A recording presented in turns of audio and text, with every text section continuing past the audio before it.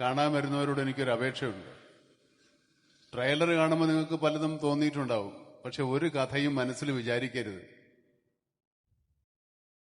Cinema കണ്ടതിന് ശേഷം ഞങ്ങൾ അങ്ങനെ വിചാരിച്ചു ഇങ്ങനെ വിചാരിച്ചു എന്ന് തോന്നാതിരിക്കാൻ വേണ്ടിയാണ്. ഈ സിനിമ ഒരു ശൂന്യമായ മനസ്സോടുകൂടി വന്ന് കാണണം. എങ്കിൽ മാത്രമേ ഈ സിനിമ ആസ്വദിക്കാൻ പറ്റുള്ളൂ. ഒരു മുൻവിധികളും ഇല്ലാതെ ഇത് ഭയപ്പെടുത്തുമോ, നിങ്ങളെ ഞെട്ടിപ്പിക്കുമോ, സംഭ്രമിപ്പിക്കുമോ, വിഭ്രമിപ്പിക്കുമോ, സന്തോഷിപ്പിക്കുമോ എന്നൊന്നും ഈ സിനിമയെപ്പറ്റി ഞങ്ങൾ ആദ്യമേ ആലോചിക്കണ്ട.